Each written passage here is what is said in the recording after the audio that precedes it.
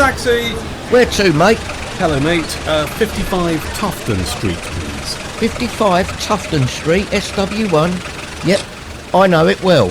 Hop in, sir. This is A Nation of Taxpayers, a weekly podcast from the Taxpayers Alliance. Hello, I'm Duncan Barkes, your host, and on this episode of A Nation of Taxpayers, we're going to talk about, a number of things, but we're going to try and dig in deep as to why more of us are paying more, there are more people paying less, and those who are quite wealthy appear to be leaving the country in their droves. I think that's a fair assessment. Joining me in the Taxpayers Alliance podcast studio, we have Daniel Lilley, Senior Researcher at Civitas. Welcome. Thank you. Great to be here. And good to have you on the podcast for the first time. And returning is Max Marlow, Director of Research and Education at the Adam Smith Institute. Hello again, Max. Hello, good to be back. How's it going? Very well, thank you, sir. Marvellous. Right, ton of stuff to talk about. Well, we'll start with you, Dan, if we may. You've done this fascinating document, and we'll find out before the end of this podcast where people can read it for themselves and delve in at their leisure. Basically looking at balancing taxes and benefits. I mean, that's kind of the overarching title. Just give us a bit more detail behind why you did it. Yeah, so it's something we've been looking at for the last couple of years. During the COVID pandemic and all of the sort of measures around that, we had this huge, historic, record-breaking rise in the proportion of people who receive more in state spending than they contribute in taxes. Part of that was because no one spent any money during lockdown, because they didn't go and sort of pay any VAT because they weren't going out. And since then, we've basically been tracking, will we have it in the locker to return to trend or anywhere near trend, or will we just stay at this extraordinary level? And what we sort of have found and what we look at is that sort of both are true in the sense that the trend is awful. Yeah. So we have returned to trend and we've gone down a bit, but the main reason we've returned to trend is because since the mid-70s the trend has been an upward tick, with the odd sort of period where that's paused, but essentially. So is there any light at the end of the tunnel? There's no real sign of light at the end of the tunnel. I mean, there is a sense in which, particularly if you think about like our debt position and how much we spend on debt servicing, you know, the boat will have to turn around. Right. But in terms of in terms of the pain of that, I think light at the end of the tunnel would necessitate that that's not too painful, and I think it will be. What would be, in your view, the trigger or the catalyst to make the boat turn around? Yeah, I think. I mean, it's actually an interesting question because the current government can tolerate an extraordinary amount of unpopularity, as they've shown recently. Yes. And I wonder whether they actually will say, you know what, we'll be hated for it, but we need to tighten our belt because we really can't afford things. Yeah. And I mean, we'll see. Yeah. I think some of the stuff Liz Kendall said in the last week or so, I think actually they might get some things right on that. So that's interesting. So she's talked about trying to reform the welfare state and crack down on people who, I think she used the phrase, taking the mickey when it came to benefit claims. Max, what's your kind of like top of head thoughts regarding this?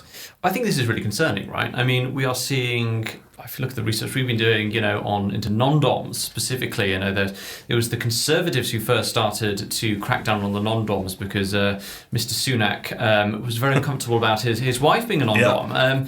But this is, as usual, a tale of unintended consequences. So I think, these non-DOMs are these people who are domiciled elsewhere for tax purposes but live here. That's that's what we call remittance-basis non-DOMs. They generate immense amounts of investment into the UK. They pay huge sums to the taxpayer, not just through personal taxes, that could be income or capital gains tax, but also through the companies they own here. So that could be corporation tax, through the people they employ, and all of that downward spending. And what we're seeing is basically non-DOMs and these high net worth individuals being chased out with a broomstick, what it seems by, with this government. So what we found working with a great wealth intelligence firm in South Africa called New World Wealth, basically found that 11,500 high net worth individuals left the country last year.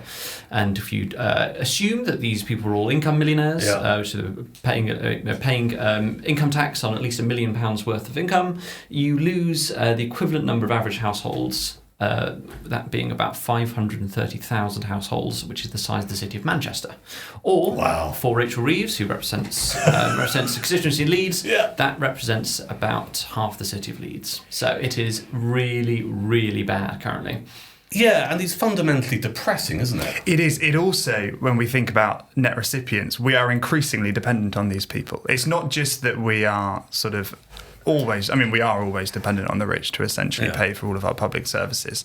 But that is becoming increasingly true over time, whilst we're chasing them off. So the two problems compound each other. Yeah, absolutely. And if we just look at, income tax statistics, right? I mean, we know that about 5 to 10% of income taxpayers pay for about 50% of the overall bill. And there is always an argument to be made about progressive taxation, right? The rich should, quote unquote, pay their fair share. They're paying more than their fair share. It is like Atlas shrugging at the moment, and at some point, that big globe that Atlas holds up is going to crush them, and we'll all be left worse off for it. So I think it's a really squeaky bum time, as we'd say in the Treasury. Now listen, I'm an old man, so I've got a B in economics at GCSE level, going back to the dark ages. But you don't have to be the biggest economic brain to realise. And at the moment, we're talking about direct taxation. But if you encourage people to stay in this country because the climate supports them, if you like, because they make money, then the government still benefits from indirect taxes, right? So, they're buying things, they're spending more on things.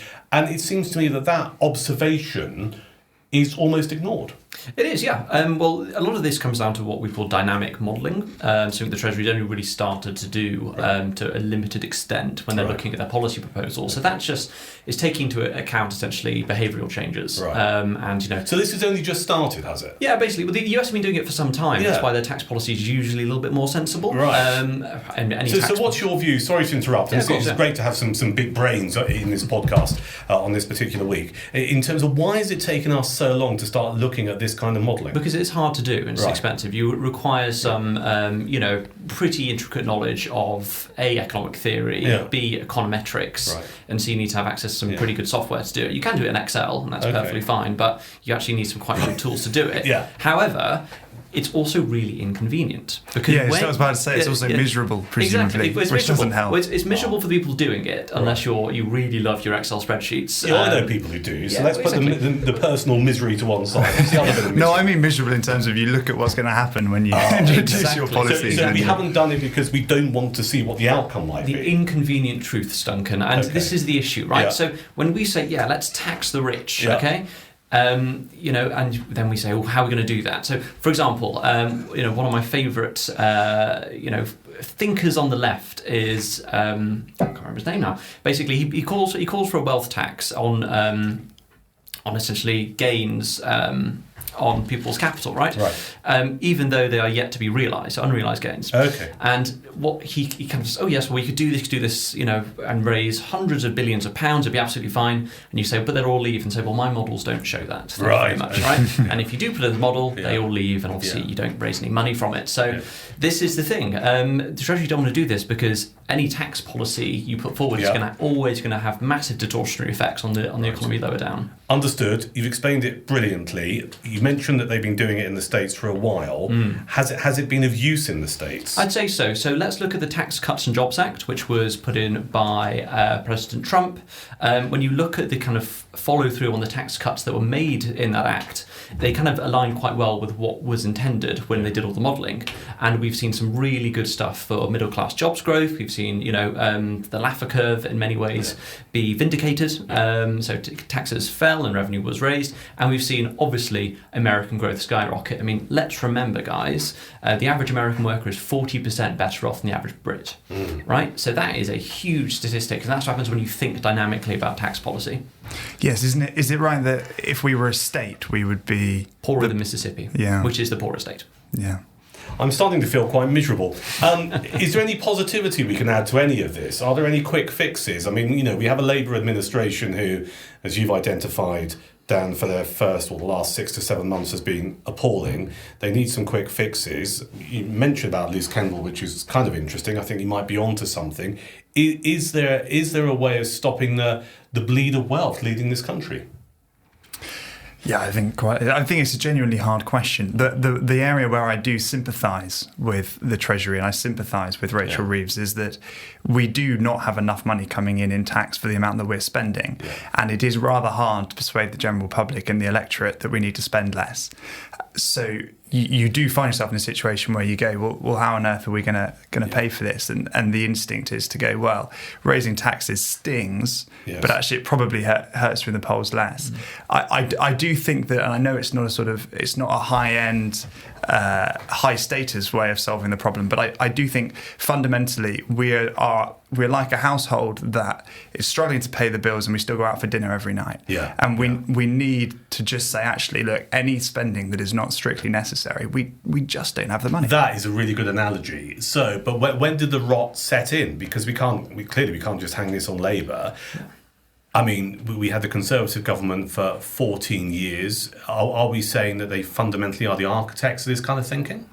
Well, so my theory on this is that what we had in sort of the austerity years was we had this interesting period where, in terms of public perception and in terms of sort of political sentiment, we had huge cuts. And that's how everyone remembers it, these huge cuts, these historic cuts that we must never return to.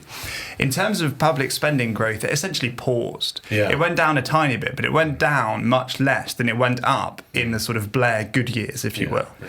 So you have this situation where what we associate with brutal austerity is essentially not increasing spending. See, that's really interesting, because I was working as a journalist at the time when Osborne and Cameron came to power, and we had this austerity.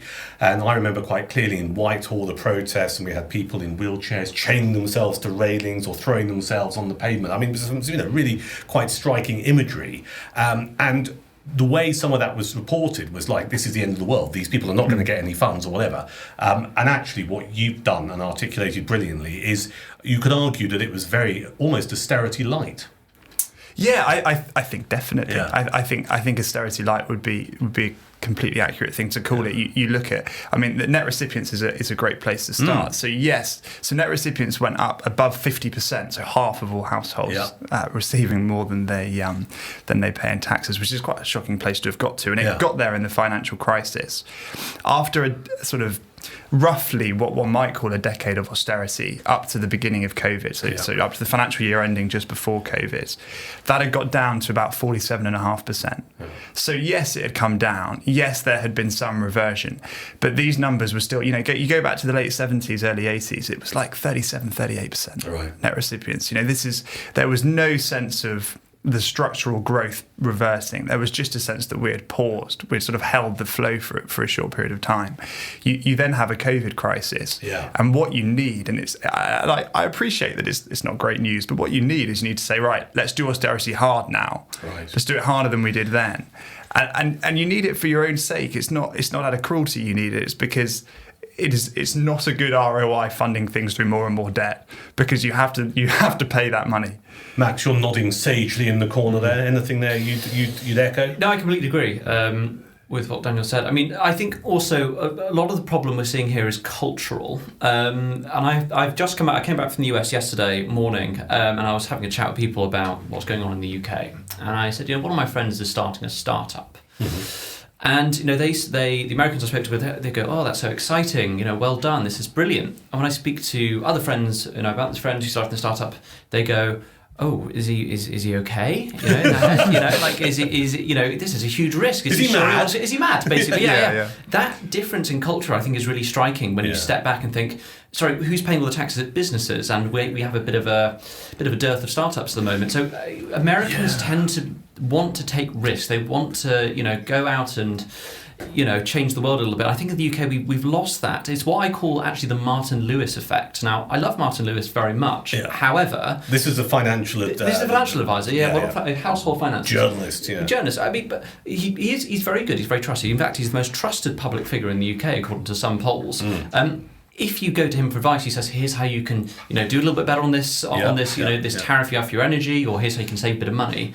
Look at how they do financial advice in the US. It's pay down your debt, it's go out and work another job, it's start your own business. It's a totally different mindset and culture. And then you turn around and you wonder why the Americans are doing so much better than we are. Yes. They're actively trying to create a lot of wealth, and it just seems like something we really do hate in the UK. You've hit the nail on the head. It is a cultural thing, isn't it? Because I spent time in the US, and that, taking the risk or earning more money by doing 2 or 3 jobs or whatever is acknowledged that you're putting in the legwork to make a better life for you and your family, or to build a business or whatever. Compare and contrast to here, there is a kind of like, what are you doing that for? You don't need to do that. So does that fundamentally come down to something that is driven by the fact that we have a welfare state in this country in the way that the US don't support people? Has that created that cultural difference? It's a possible explanation. I think it could also be the fact that kind of in the UK, it's been very much, you go and work for like a medium-sized company, and you stay in a job for life, essentially. This new pattern of moving around and jumping around and starting new businesses is quite new, and I think it's still a little bit weird for Brits who are actually, I'd say, quite culturally conservative, especially about work. Look at how working from home has really embedded itself when it was forced upon people. Those changes of lifestyle are very difficult to extract. So I think that's certainly one thing, but I think this has been ongoing for many years. It could be other things. It could be, people want certainty, and taking all this risk is very uncertain. It is. But we don't have the climate, do we? We don't have the climate. And it's really interesting, this idea that where we are at the moment, if you were to, let's say, for example, open a pub, people would go, go and see someone about this. You clearly need help, because we know that the hospitality sector and many other businesses are under the cosh. But it is that idea. We don't make it easy for people to start a business, do we? Before you even look at the financial implications, the sheer amount of regulation, for example. Yeah, we had a Civitas dinner for entrepreneurs last week, and we had this fellow doing some sort of closing remarks at the end, and he had created 2 successful businesses in his career. The guy's in his sort of early 50s now, and he said, and sort of was to this effect. I can't remember the precise quote, but he said, "Yeah, I do wonder if I'll go and do it again, but I think if I do, I'd have to uproot my family, and I don't particularly want to do that, because I don't see the point in doing it here." So it's just it was like, it's so fun creating a business, and it's so not fun anymore. Yeah. And it was an interesting and slightly disappointing thing to hear, because he'd been there and done it successfully over here as well. And it's people like him who we need more of in this country to get us back on track. And people like him who we seem to be slightly sort of snotty about culturally. It's not just that we are risk averse as a nation. I mean, I have to put cards on the table. I'm quite risk averse myself. I think it's also that we report. You'll see in BBC News that whenever a company makes a huge profit, it'll be reported to their detriment, to their greed. I've seen that. I've worked on stories, and it's always about the bonus that the chief executive gets. Yeah, exactly. And when I used to do radio phone-ins, I used to take the view, which is this guy, or this man or this woman, they're the person making the decisions. They're at the top of the tree here, and actually, if their business is making hundreds of millions of pounds, they deserve a bonus, because they've taken the risk, because it's their decision making that's put people in that place. And you're never too far away from people just go, oh yeah, I know, but a nurse doesn't earn anything like that in their lifetime, so that chief executive shouldn't get the bonus. Yeah, and it's also, they're doing a pro-social act. Like we need them. They're paying for all of our stuff. Yeah. So even if you feel a level of personal resentment of their lifestyle, which I personally don't think is something that you should be sort of telling yourself it's good to feel resentment for those who are doing well. But even if you feel that, one has to reluctantly admit that we depend upon those people. And I agree entirely, Daniel. I mean, we're very snotty about the rich. There's a really good book by a guy called Dr. Rainer Zeitelman, who wrote a book called The Rich in Public Opinion, wherein essentially he does lots and lots of polling and asks people about the rich, and it just turns out that there's just a general animosity in Europe compared to the US when it comes to the wealthy. Apparently we just don't like them for some reason. I think people kind of have internalised the Bolshevik propaganda of the kind of big fat businessman with the scar hanging outside of his mouth.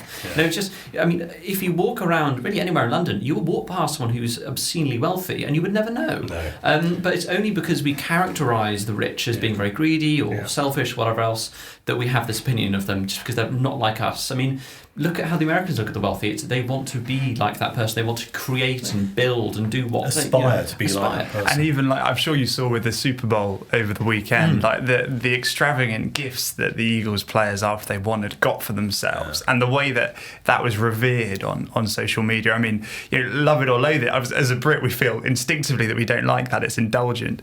But there's an American culture where they've said they've just won one of the hardest sporting sort of events in the world, and they've won it well, and now they're getting their sort of $2 million necklace and things. It's like, well, it's ridiculous, but good on them. And, well, I've and always it's taken the you view. would never have that here. I'm not a particular football fan, but I've always taken the view of Premiership footballers whose career is probably 5 to 7 years tops. If they could earn, I don't know, 150 grand a day playing football, good luck to them, because what are they going to do when their knees are knackered? Do you know what I mean? Yes, But we kind of go, oh, well, they shouldn't be earning that amount of money. Dan, I just want to return to your Civitas paper for a second, and this idea that there is this, and it's also to do with culture, Max, here as well. I think we've got a culture now, more so than ever, that people expect the state to provide for them. Both of you have mentioned COVID a couple of times in our chat on this particular episode. Do we think COVID has really kind of hammered home that message, which is, it's all right, the government will look after me? And part of that, and I don't think the Conservative Party do enough with this, because I know people who bounce back loans and furlough and stuff, and they don't really understand the financial implications of that, which is our generations are going to be paying it off for decades to come. Did the pandemic, has COVID really heightened that, I suppose, that expectation that the state will take care of me? I think to a degree. I also do feel sympathy for that opinion, because there is a sense that it's sort of hardwired into the Western psyche that if you have a stable job and you work hard at it and you keep it and you have a family, you have 2 incomes, that you then are sort of entitled to a certain standard of living. Yeah. I feel like I think that's something. It's a piece of mythology that was true for long enough that we've started to all believe it is a sort of a moral right, And I have a lot of sympathy for people who are now finding that, particularly since the financial crisis, that you can have a home where you have 2 full-time salaries and things are really tight. And actually, to meet the standard of living that your parents would have expected, or certainly the standard of living that you perceive that your parents would have expected, which is the one that hits the psyche, you do need a life that is essentially subsidised by the state, because we don't have a wealthy enough jobs market, high enough salaries to meet that standard of living with how expensive things have become on its own terms. And then you do get this sense that people are going, well, in terms of and there is a hint of sort of Bolshevism to it, in the sense, in terms of my sort of labour cost of value, in terms of how much value I'm creating by how much effort I'm spending at work, I'm doing just as much as those were 20, 30 years ago. And yet I feel like my pound goes less far. Yeah. That is wrong. And there is a sense that I sympathise with that argument. It's highly Marxist when you get into the philosophical foundations of it, but it is also intuitive, I think, to a degree. That's a really interesting take, Max. It's just on that point, I think I call it the Simpsons simile, which is that, when you look at The Simpsons, Homer Simpson works at quite a middle management job at a good industrial place. His wife's works at home. She's a housewife. She can raise 3 children. He's got 2 cars. Yeah. Lives pretty standard normal life. That is kind of what people were seeing in the 90s and 2000s. That was somewhat normal. And now we do have this issue, as Daniel rightly points out, where you need to have 2 jobs and you need to have basically paid down your mortgage or gotten on the housing market at a young enough age before you can start expecting, the fruits of your labour to be born. And just on that second point that Dan mentioned, in terms of hours worked, actually we're working fewer hours than ever in the UK. And yet our productivity is kind of stalled off. So no wonder, people aren't seeing the pay rise in their pay packets. And if you look at our productivity, for example, in 2007, not even 2008, we stopped basically having productivity growth. So that's output per hour. Yep. That has stalled completely, and now we're only a few percentage points higher. That's a serious problem. Pre-financial crisis. It was 2007 is when it stopped. Fascinating. I was having an interesting conversation with a friend of mine, Max Mosley, who was at the National Institute for Economic and Social Research, which is a left-wing think tank. And I raised this point to him about 2007. He said, well, that makes sense, because when I put this into my models in 2008, everything goes haywire. So yes, it's 2007. We're not sure what's caused it, to be honest. So we have lots of different theories about, financial regulation, about, was it just the peak before that everything exploded, or was it down to international markets, was it down to currency, etc., or was it down to culture? Loads of different questions being asked. No one's got the answer yet. It is the productivity puzzle. level. But we know that in America they bounce back massively, and that's why they're all richer than we are. And Europe's also bounced back to a similar rate, but they've in a much slower. Thing is, until 2007, we were really far ahead. You know, do you remember Cool Britannia? I mean, that was, you know, we were really far ahead, and we've just fallen off, and now we're the sick man of Europe. So I don't say it's that people think they're entitled to have a good life. I think people just remember how it was back in the kind of mid to late 2000s, where things were actually really, really good. And I think there's a yearning for it, but they can only do it with the help of His Majesty's government. Now that's really interesting, because we have a final few minutes left on this particular episode, and I like to try and end things on a positive. So we'll do that in a second. But one of the questions that I cheekily wrote down here when I was putting some notes together, and I think you know, you kind of alluded to it a little bit in some of the stuff we said so far, but I'm going to ask it bluntly. Why do we hate the rich? Is it just a cultural thing, or is it something else? Yeah, I think potentially it's because it's become much harder to become one. Right. And I think there is a sense that, you know, the friend, I think at the hockey club growing up, the close friend that I would sort of feel the most anger towards was the one who was just better than me, and I couldn't quite reach that level. Understandable. And you know, and I think of my current friends and those who earn more than me, it does irritate me that they generate more value than I do. Yeah. And I think that the harder it is to become rich through hard work, the more anger you feel to those who managed it. Really, I think that's human nature. Max, you've got your millionaire tracker. You know, everyone's leaving this country because they feel that, you know, they're not welcomed. Why? Unfortunately so. Well, look, I mean, it's not just taxes. When we're doing research for our millionaire tracker, and just to give, you know, your listeners a bit of understanding what this is, we basically track what percentage of millionaires are leaving of our millionaire population, and we find that by 2028 we'll lose 20% of our entire liquid millionaire population. So it's the worst in the Western world. It's really, really bad. So we spoke to lots of high net worth individuals and millionaires when we were doing this research, and we found it wasn't actually down to tax, nor was it down to regulation. It's because our public services are terrible. They struggle to get to work in the morning if they're using the tube or trying to take the road. They need to use healthcare. They've got to pay quite a lot to get private health instead of using the NHS. And likewise with schooling, they feel the VAT on private schools is a real big hammer. And finally, they just don't feel safe in the UK anymore. Speaking to one millionaire who lives in Knightsbridge, that being the most expensive postcode in Europe, he now takes off his quite nice watch when walking home at night. Because he knows that if he flashes it, his hand may suddenly become detached from the rest of his body along with the watch. It's a lethal combination of factors, isn't it? So this is a positive bit before we wrap this one up. How do we change it? What needs to change? How can we turn the ship around, to use your expression, Dan? And what let's have some, I hate the term blue sky thinking, but what could we do to make things better? Yeah, I mean, I think it is a hard question. I guess I would start by saying I think there is an argument to suggest that we are pretty near the trough, as it were, particularly thinking about the COVID crisis, and that things might naturally improve to a degree. I think, as I know is something of a sort of centre-right soundbite, I think there's a huge amount of gain to be made in terms of red tape trimming. I think that we might actually find, and I say this tentatively because this might go horribly wrong, but we might find that we can learn a lot of lessons from Doge.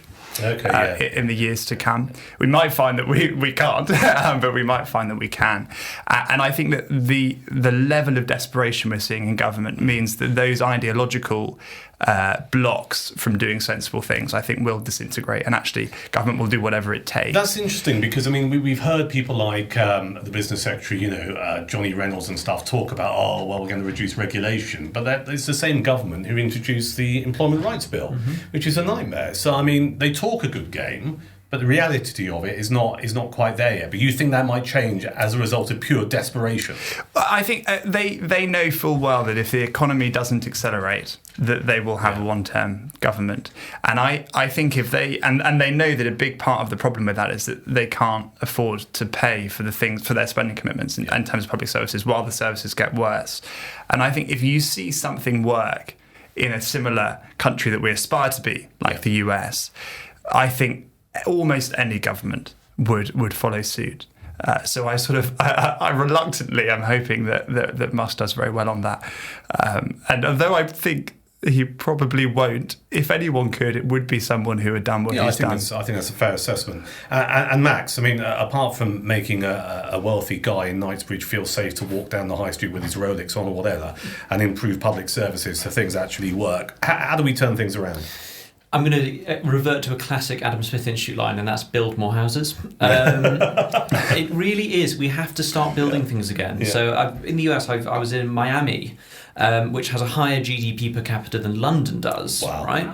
But whenever I was walking down the street, you could see things being built, skyscrapers, whatever else, because they permit the building of things. If you don't build, you don't grow. And if you don't grow the pie, then you've got to push up taxes on millionaires. It actually makes very, very rational, logical sense. So it's actually really good the government wants to build lots of houses. Let's just see if they're able to. They've got big, big ambitions. And as I always say, come stop by 23 Great Smith Street, Rachel Reeves. We're very happy to give you some textbooks. Listen, I've really enjoyed this conversation. Thank you, both of you. Daniel Lilley, Senior Researcher, Civitas. Good to meet you, and thank you for coming in. If people want to read your various documents, how do they do it? Where do they go? They can go to the Civitas website. And Civitas, for those who don't know, Civitas. Good having you in. And Max, people want to find out more about Adam Smith Institute, your millionaire tracker? www.adamsmith.org, and you can go through all of our interesting research, our trackers, our blogs, our deep dives, and our research. Lovely. Listen, thank you for listening to this episode